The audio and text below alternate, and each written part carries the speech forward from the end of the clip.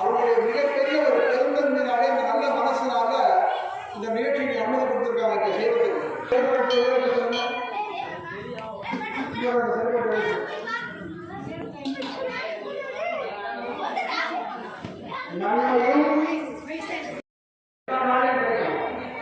நன்மையும் செல்வமும் நாளும் அருகுமே, திண்மையும் பாவமும் சிதைந்து தெரியுமே.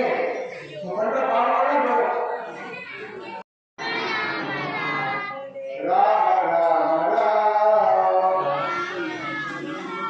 சத்தம் திரும்பி சொல்லுங்க. குழந்தைங்களா சொல்றாங்க, பெரியவங்க சேர்ந்து சொல்லுவோம்.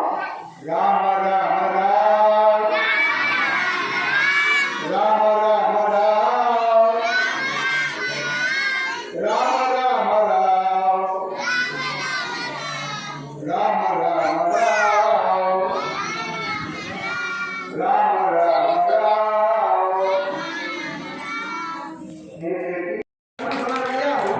எல்லாருக்கும் தெரியும். இந்த பையன் சொல்லிருக்க இல்லையா, பாராட்டணும். நல்லா சிறப்பு. இந்த குருபிரசாத் அந்த நெல்லை வந்து தூக்கி அப்படி எப்படி அடிக்கணும்னு சொல்லிட்டாங்க. அதை யார் பண்ணாங்க வேலையை? ராமர் செய்யா உள்ள தூக்குறாரு. அந்த கைட்டை பிடிச்சி கட்டுறாரு. கட்டும்போது ராமர் எங்கே போகணும்? பஸ் ஸ்டாண்டு போகணுமா, ரயில்வே ஸ்டேஷன் போகணுமா? காட்டுக்கு போகணும். எவ்வளோ நாளைக்கு? 14 வருஷத்துக்கு போகணும். 14 வருஷம் போகணும் சொல்லி கரை கேட்டு வாங்கிட்டாங்க. அந்த அப்பா அதை காட்டு போயிட்டாங்க இல்லையா? அதுக்கு பார்த்தோம்னா காட்டு போயிருக்காங்க. ராம ராம ராம் ராம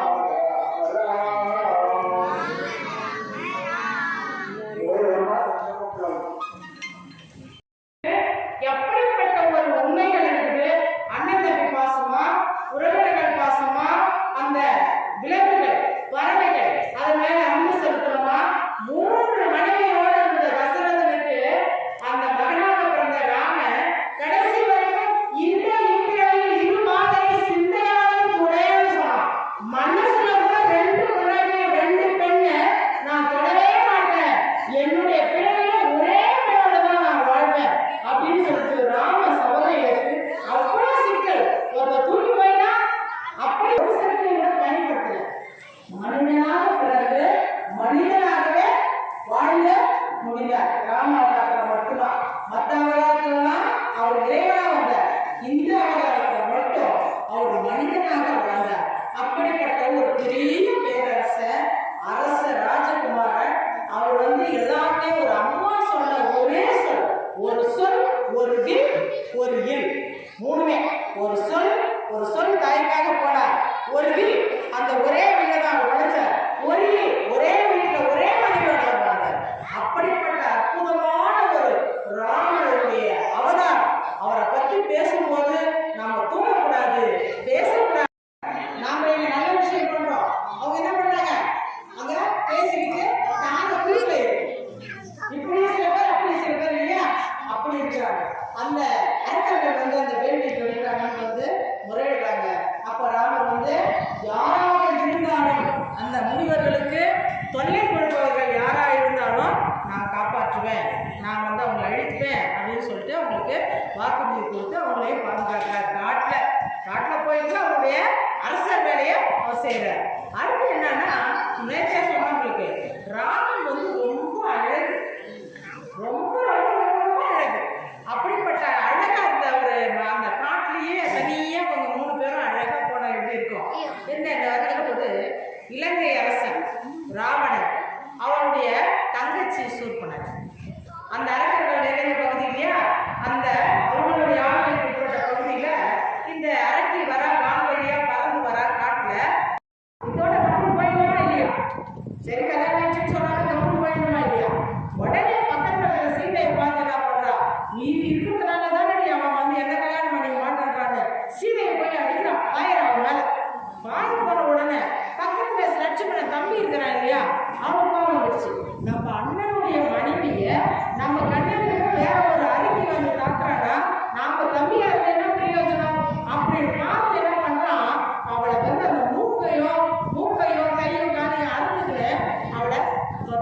முடிவு போச்சு. தொட்டு விட்டு என்ன பண்ணா அழுதுகிட்டு பயந்துக்கிட்டு போயிட்டான்னு இருக்கணும். அவங்க அண்ணன் அரசனாச்சு, இலங்கை அரசன் ராமன் அரக்க அரசன். அந்த அரசன்கிட்ட நேரம் ஓடி போய் அண்ணனுக்கு என்னை காட்டில் ஒரு சாதாரண மனுஷன் என்னை இந்த மாதிரியெல்லாம் கண்ணை மூக்கு நாக்கெல்லாம் அத்துக்குன்னு அனுப்பிட்டான். நான் என்ன பண்ணுவேன்? சில பொம்பளைகள் கிராமத்தில் வீட்டுக்குள்ள சண்டை வந்தா ஒண்ணுமே பண்ணிட மாட்டான், வீட்டுக்காரர் இப்படி தள்ளிப்பாரு, அது போய் அழுகுற மூச்சாச்சு மாதிரி. அப்படிப்பட்ட ஒரு நாடகம். அந்த நாடகத்தை நடிச்சு என்ன பண்றா அழக ராவணன் என்ன பண்றான், அப்படியா யாரு அப்படின்னு சொல்லல. ஆனா தேவதை மாதிரி ஒரு பொண்ணு காட்டுல இருக்கிறா, நான் வந்து உனக்காக அந்த பொண்ணை கல்யாணம் பொண்ணு நினைச்சு பார்த்தேன், அவ கூட ஒருத்தர் இருக்கிறான், நான் வந்து பார்த்த உடனே என்ன பண்ணா என்னை கை காலை மாற்றி மூக்கெல்லாம் அர்த்தத்தை அனுப்பிட்டான் அப்படின்னு சொல்றான். இது கேட்ட உடனே அந்த ராவணனுக்கு கோபம் வந்துச்சு. யார் அவன், எவ்வளவு அந்த பொண்ணு போய் எப்படின்னா அவளை கவர்ந்து வந்துருங்க அப்படின்னு சொல்றான். அந்த ராவணன் என்ன பண்றான், அவன் பெரிய அரசனாச்சு, அவனுக்கு மாமா ஒருத்தர் மாரிசன். அந்த மாரிசனை சொல்லி இதுக்கு என்ன செய்யறாங்க உடனே இவன் என்ன சொல்றான், இல்ல இல்ல நீ போவாத ராவணா, நான் முதல்ல போறேன். அந்த பொண்ணு போய் இந்த மாதிரி அவன் தான் பெரிய வீரனா இருக்கிறாங்க, வில்லு அவங்க வச்சுக்கிறாங்க, அதனால நாம நீங்க வராதீங்க, நான் போய் ஒரு பொண்ணானா அந்த காட்டில் நடமாடி அவளை வந்து நான் கொண்டு வந்துடுறேன் அப்படின்னு இந்த மாரிசன் மாயமா வருதான். அப்புறம் வந்து தங்க நேரமா தங்க கலர் தகவல் நின்று காட்டல. அந்த நாள் வந்து இந்த சீதை கல்ல அவங்க ஒரு இடத்துல வீடு குடிசை வீடு கட்டிக்கிட்டு தர்பாபுரியில இருக்கிறாங்க. அந்த இடத்துல வந்து அந்த மான் மேய் அவ கண்ணில் வர மாதிரி மேய்ச்ச உடனே இவன் என்ன அரசகுமாரி இல்லை, அவளுக்கு அந்த மான் மயிறு இந்த கிளி இதெல்லாம் ரொம்ப ஆசை இருக்குல்ல, பெண் தானே. அப்போ இந்த மான் அழகா இருக்குது, அந்த மானை வந்து வேணும், அந்த மான் நீங்க குடிச்சுட்டாங்க கணவன் என்ன கேட்க வீட்டுக்காரர். ராமர் என்ன பண்றாரு, லட்சுமணன் சொல்லலாம், இந்த காட்டுல வந்து அப்படிப்பட்ட ஒரு மானைய வாய்ப்பு இல்லை, யாரோ மாயாவே பண்ற வேலை, யாரோ அரக்கன் வந்து உலகலாம் அண்ணா வேணாம் அண்ணா வேணாம்னு சொல்றான் அண்ணனுக்கு. இவன் உடனே என்ன பண்றா, சீதை அடம் பிடிக்கிறான், கொண்டாட்டி அடம் பிடிச்சு அழுகுறான். அழுத உடனே என்ன பண்றா ராமர், சரி சரி எதுவாக இருந்தா என்னமா இருந்தாங்க நாம பார்த்துக்கலாம், லட்சுமணா நீ அண்ணியை பார்த்துக்கோ, நான் போயிட்டு அந்த மானை வேட்டையாடிட்டு வரேன் சொல்லிட்டு போயிட்டாரு. ராமர் போயிட்டாரு. போயிட்ட உடனே லட்சுமணனை காவல் பார்த்துக்கலாம். அந்த குடிசை காவல் பார்த்துட்டு போது இவன் என்ன பண்ணுவான், அந்த மாயமான் ஓடுது ஓடுது ஓடுது எங்கேயோ ஓடுது. அந்த மாயமான் ஓடின உடனே ராமர் என்ன பண்ண, ராமபாணத்துக்கு எந்த உயிரும் தப்பாது. ராமர் ஒரு அம்பு கொடுத்தா அது எத்தனை மரங்கள் வேணாலும் தொலைச்சுட்டு போகும். அப்படிப்பட்ட வீழ்வித்தை ரொம்ப சிறப்பான ஒரு வில்லேந்தி வரும். அப்படிப்பட்ட ராமர் பானம் என்ன பண்ணுச்சு, அடிச்ச உடனே மாயமான அந்த மாரிசன் விழுந்துட்டான். விழும்போது சில பேர் என்னதான் சாவ போன நிலைமைன்னா கூட நம்மளால திருத்தவே முடியாது. சில பேர் அவன் அடுத்தவங்களுக்கு வந்து தான் பேசிட்டு போவான். என்னோட உதாரணத்துக்கு ஒரு எங்க வீட்டில் ஒரு கைனியில் வந்து வயிறு வந்து நல்லா வந்து எங்கள் பெரியப்பா நல்ல சூப்பரான கண் பார்வை. பெரியப்பா வீட்டுன்னு போயிடலாம், கடன் நிறைய கிடக்குது, இவர் நல்ல எதை பார்த்தாலும் அழிஞ்சு போகுது. அதனால நம்ம பெரியப்பா வீட்டுக்கு போய் அந்த அந்த கலைகள்லாம் பார்த்தாங்கன்னா கடை அழிஞ்சுக்கணும், பயிர் நல்லா இருக்கும், நான் அழிச்சு கொண்டு போய் அங்கே பெரியப்பாவை கைனியில் நிறுத்துவேன். கைனியில் நின்று எங்கள் பெரியப்பா என்ன பண்ணாரு, ஐயோ கலைக்கு நாங்களும் 4 பயிர் நல்லா இல்லை கட்சி அந்த 4 பயிர் போச்சு. எப்படி சொல்றேன்னா கடைசி வரைக்கும் அந்த மாதிரி கண்கள் அந்த மாதிரி எண்ணங்கள் கடைசி வரைக்கும் அவனுக்கு திருத்த முடியாது. இவன் என்ன பண்ணான், விழுந்தவன் சீதா லட்சுமணா அப்படின்னு ராமர் குரலைய விழுந்துட்டான். சீதா லட்சுமணா வந்து அந்த காட்டில கூப்பிடுவாங்க, ராமர் குரலையில கேட்குது, சீதை கூட துடிக்கிறோம், நம்ம கடவுளுக்கு ஏதோ ஆகுது, லட்சுமணா நீ போய் பார்த்துவா, நீ போய் பார்த்துட்டு வா, நல்லா இருக்கா அழுகுறா. அப்ப அந்த லட்சுமணர் சொல்றாரு, எங்க அண்ணனை யாராலையும் ஜெயிக்க முடியாது, அதனால அவனுக்கு எந்த ஆபத்து இல்லை, நீ கம்மனு அமைதியாயிரு, நீ யாரோ செய்த சூழ்ச்சி நீ அமைதியாயிரு. இவ்வளவு கோபம் வந்துச்சு. ஏன் லட்சுமணா, உங்க அண்ணன் இல்லாத நேரத்துல நீ என்ன திட்டம் வச்சுக்கிற, நீ என்னை பத்தி என்ன தப்பா நினைச்சுக்கிறியான்னு சொல்லிட்டு இதை கேட்ட உடனே யார் எப்படி இருப்பாங்க, அன்னைய வந்து தாயா நினைக்கிற ஒரு புள்ள இந்த வார்த்தை ஒரு தாய் கிட்ட என்ன உடனே அவனுக்கு கோபம் வந்துச்சு.